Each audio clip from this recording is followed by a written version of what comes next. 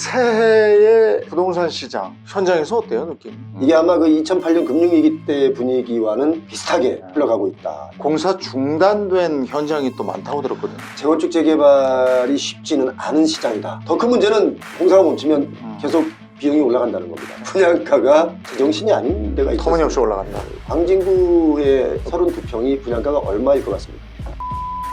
에? 10만 원 정도. 평당 라고요? 그럼요.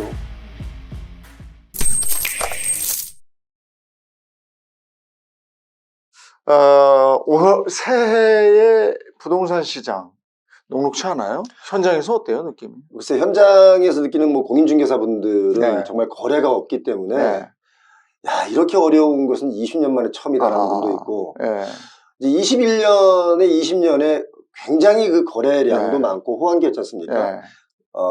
원래 그 아파트 가격도 너무 미친 듯이 올랐다가 이제 다시 또 급락했다가 다시 또 데드캣 바운스로 올라왔다가 다시 또 얼어붙는 이게 아마 그 2008년 금융위기 때 분위기와는 비슷하게 네. 흘러가고 있다 이렇게 보면 되겠습니다. 근데 요즘에 이제 지금 공인중개사분들 어렵다는 말씀도 하셨지만 공사 중단된 그런 아파트 공사 현장이 또 많다고 들었거든요. 뭐 사실 여기저기 한두 군데가 아니기 때문에 네. 뭐 어디 한 군데 콕 집어서 말씀드리긴 뭐합니다만 제가 최근에 엊그저께 갔다 네. 왔던 데가 그 은평구 대조동이거든요. 네. 거기는 공사비 1,800억을 그 중도금을 아직 못 치러서 공사가 중단됐는데 거기에 현대건설이 공사를 예. 하고 있고 뉴스에 나온 거 봤어요. 그래요. 그 조합끼리 어떤 그 내분이 좀 있나 봐요. 네. 그래서 그분들끼리 뭔가 다투다 보니까 이제 현대건설 입장에서는 돈을 못 받으니까 공사 중단이 됐는데 또 조합을 운영하는 사람들 입장에서는 뭔가 또 이렇게 갈등들이 있으면 이렇게 멈추는 현장들이 많이 있습니다. 네. 그리고 뭐 아예 재건축을 추진하다가 네. 이거 분양 이 시공비가 너무 많이 드는 거 아니야? 라고 해서 중단되는 경우도 많이 있고 지금 제가 가본 곳 중에 또 상계동의 주동 5단지 거기는 그 도로변에 바로 붙어있는 아파트인데도 굉장히 조용하고 좋아요. 살기 좋아요 보니까. 그런데 거기도 지금 현재 그 협의가 중단된 상태고 어제 보니까 은마 아파트도 재건축이 또 딜레이되고 한다고 그래요.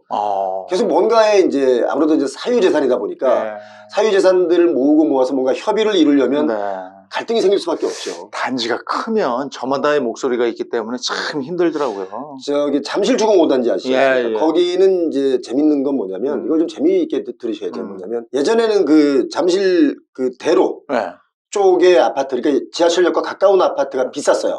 그런데 이게 시간이 많이 지나면서 최근에 와서는 한강변 저 끝에, 지하철역에서 보면 저 끝에예요. 그렇지, 한강 보이니까. 네, 저 끝에 있는 아파트가 예전엔 쌌어. 지하철역은 머니까. 근데 지금은 여기 아파트가 더 비싸진 거예요. 그러니까 또 거기서 오는 또 여러 가지의 우리 아파트가 더 비싸다, 거기가 더 비싸다 이런 것도 있고 여기 잘 아시지 않습니까? 산호 아파트 용산에. 그럼요. 온효로 사가 오가네. 거기는 이제 앞뒤동이 있지 않습니까? 한강변으로. 우리는 한강이 보인다. 근데 거기가 이제 작은 평수고 예전엔 그렇다고. 뒤가 더 큰 평수예요. 그러니까 우리는 평수가 넓다. 에이 무슨 얘기야? 우리 한강 보여.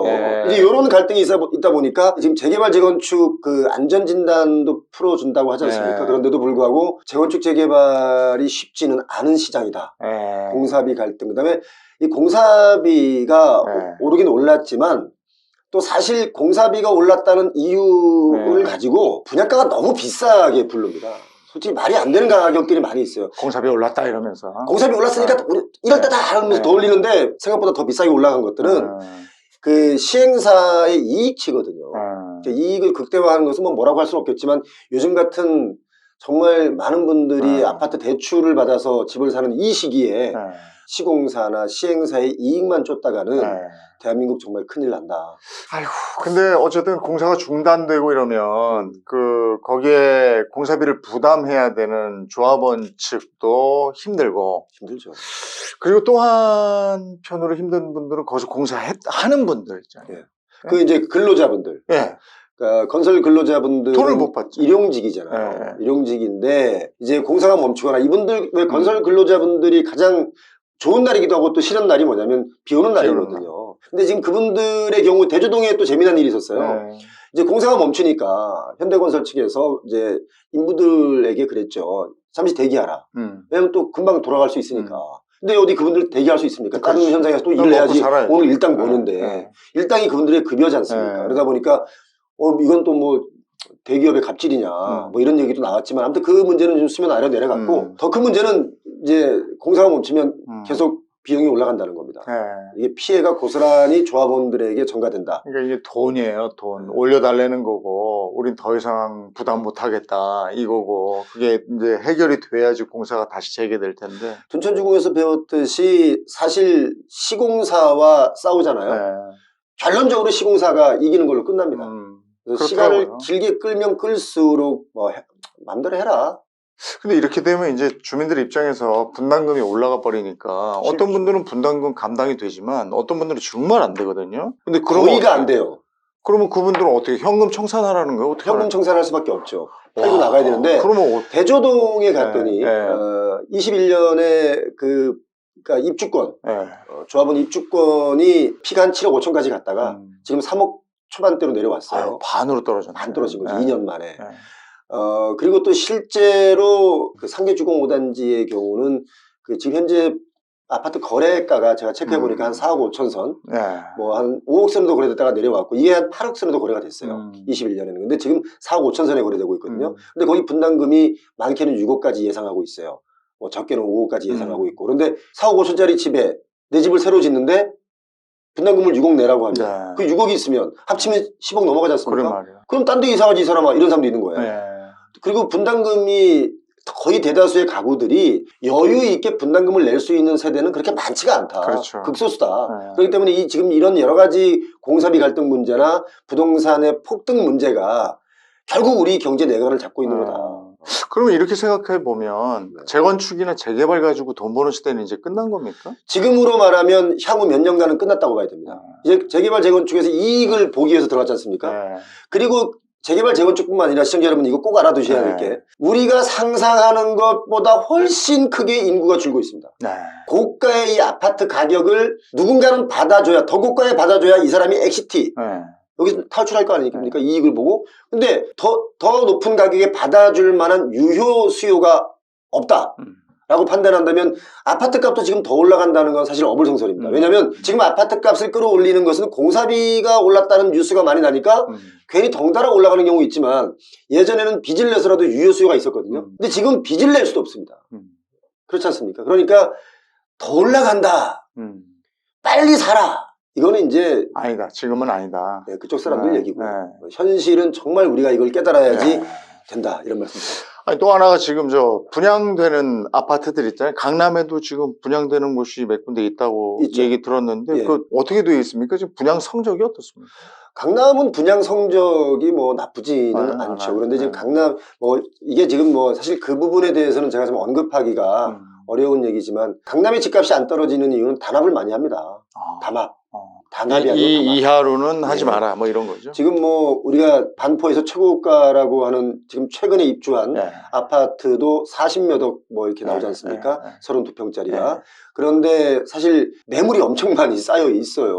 그런데도 가격은 안 내리고 내놓는단 말이죠. 근데 아마 이런 것들 중에 못 견디는 세대들이 이제 금매로 푹푹 떨어질 수 있습니다. 뭐 40몇 억이 아니라 28억, 25억. 그러니까 40몇 억 하다 25억 그러면 푹푹 떨어진 거죠. 그럼요. 예, 거의 그런 반 정도 가는 케이스가 건데. 나올 겁니다. 그리고 원베일리 같은 경우는 지금 현재 사실 최고의 아파트 가격을 유지하고 있고 입지가 대한민국 최고입니다.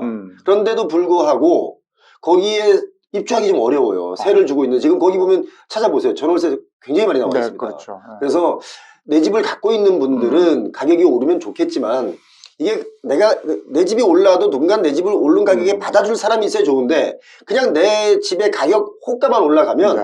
그냥 뭉게구름이거든요, 사실은. 아니 근데 최근에 보면 정부에서 부동산 규제 좀 풀잖아요. 그리고 재건축 재개발은 특히 좀 풀어주는데 그건 어떻게 보십니까? 그 정책의 명과 암이 있을까요? 재건축 재개발의 그 규제를 풀어주는 건 저는 네. 좋은 일이라고 보고 특히 안전진단 이런 거 풀어준 건 참 잘했다고 봅니다. 왜냐하면 그런 것들이 모두가 다 이 가격을 올리는 요인이 되거든요. 그런데 최근에 분양가 상한제를 풀어주면서 분양가가 제정신이 아닌 데가 있었어요. 터무니없이 올라간다. 광진구에 엊그저께 이제 분양을 하는 아파트가 있는데 32평이 분양가가 얼마일 것 같습니까? 15? 15? 네. 그러면 뭐 예를 들어서 한 5천 정도, 3, 5, 15, 그죠? 네, 5천 네, 정도. 네. 평당 분양가가. 예.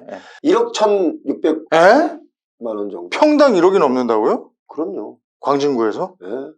왜 그렇게 됐냐? 네. 제가 그 설명을 드리려고 합니다. 분양가 상한제를 그 지역을 풀어줬습니다. 강남 3구 빼고 용산구 빼고 네. 풀어줬습니다. 네. 그러니까 넓은 평수, 아. 그다음에 커뮤니티 시설이 좋은 거를 정말 하이엔드라고 해서 막 시설을 잘 놓고 세대수를 줄이고 초고가에 분양을 한 겁니다. 자, 그러면 정부가 공급의 양을 늘리기 위해서 네. 공급을 원활하게 하기 위해서 분양가 상한제를 풀어준 지역이 있단 말이죠. 네. 근데 그 분양가 상한제를 풀어주니까 공급의 숫자가 줄어들고 이익은 극대화되는 거 아닙니까? 그러네. 그러니까 이게 뭐냐면 저는 이걸 뭐라고 판단하냐면 국가에 도전하는 거다. 국가 한번 나랑 붙어보자. 이런 시행사들이 하는 거다. 근데 이 시행사들이 우리나라의 넘버 1, 2인 시행사거든요. 정말 엄청난 능력 있는 회사들이에요. 그러니까 사람들은 정부의 시책을 오해하게 만든다. 네. 아 뭐야 이거 뭐 윤석열 정부 뭐 부자들을 위한 거야. 부자들을 위한 거야. 네. 이렇게 판단하게 만들었다. 그러니까 저는 그래서 이걸 뭐라고 판단하냐면 네. 시행사에서 국가 시책에 정면 도전하는 거 들이받은 거다. 네. 그러면 이거 정책 위반자들은 이들을 어떻게 해야 돼요? 뭐 어떻게 합니까? 이게 다 기준적으로 다 뭔가 하자가 있는 건 아니고 네. 민간 기업이 사는 걸 뭐라고 정부에서 네. 뭐 특별히 뭐 제재를 할 수 있는 방법은 네. 없으니까 이분들도 이렇게 한 건데 저는 이제 이분들의 입장으로 또 얘기하면 이분들은 굉장히 기획을 잘한 거라고 봐야 되겠죠. 그러나 전체적인 측면에서 본다면 이런 아파트들이 나와서 분양이 된다 그러면 아파트값 떨어지는 거는 참 어렵다. 어렵다. 예, 지금 사실 부동산 못 잡으면요 최고의 시행사다 뭐 시공사다 다 무너집니다. 지금 이제 얘기 나누니까 걱정이 뭐 너무 많이 드는데 재건축 재개발에 대한 얘기 나눠봤고 시행사의 문제점, 시공하는 아파트의 문제점, 그로 인해서 힘든 사람들에 대한 얘기까지 나눠봤습니다. 걱정이 많습니다. 자, 계속 이어서요 멈춰버린 부동산 시장에 대한 얘기를 구체적으로 한번 나눠보도록 하겠습니다.